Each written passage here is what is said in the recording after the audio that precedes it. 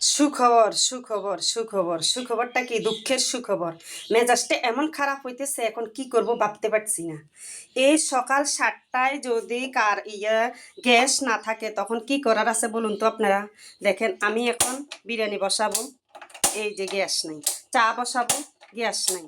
এই যে গ্যাস নেই। অনেক চেষ্টা করছি কিন্তু গ্যাস না থাকলে আসবে কোত্থেকে। এখন এই সময়ে বাজারের দোকানপাট সব কিছু বন্ধ, কি করা। যদি সাপ্লাই গ্যাস থাকতো তাহলে কি কষ্ট হইতো? কষ্ট হইতো না। এটা আবাসিক এলাকা, পৌরসভা, এত বছর হইলেও কিন্তু সাপ্লাই গ্যাসের কথা দিয়ে কথাটা রাখলো না। যদি এখন সাপ্লাই গ্যাস থাকলো আমাদের কোনো কষ্ট হইতো না।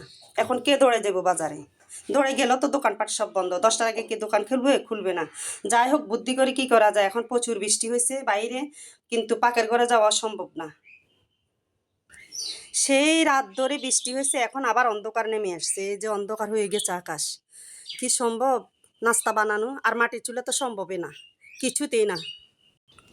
আজকে সকালবেলা কোনো নাস্তা নাই, পরিস্থিতির শিকার হয়ে কি খাইতে হয়েছে আমাদের দেখেন। আমরা এখন এই যে চিড়া খাবো নারকেল দিয়ে, করার কিছু নাই। আমি খাবো, আমার ছেলে খাবে। এগুলার সাথে চিনি দিব, নারকেল দিব, তারপরে কলা থাকলে কলা দিতাম, কলা নাই। আজকে যেহেতু তাড়াতাড়ি করছিলাম, একটু রান্না বান্না করে বাজারে যাব, তখনই মেজাজটা খারাপ হয়ে গেল। এইভাবে মাঝে মাঝে এমন টাইমে গ্যাস শেষ হয়ে যায়, মানে কোনো দিকে চিন্তা করি কুল কিনার করা যায় না।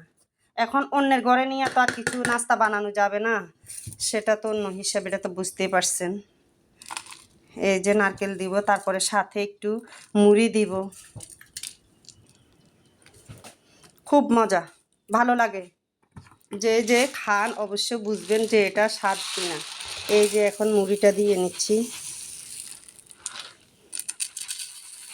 কেউ আবার পাউডারের দুধ দিয়ে খায়, কেউ গরুর দুধ দিয়ে খায়, খুব ভালো লাগে কলা দিয়ে সাথে।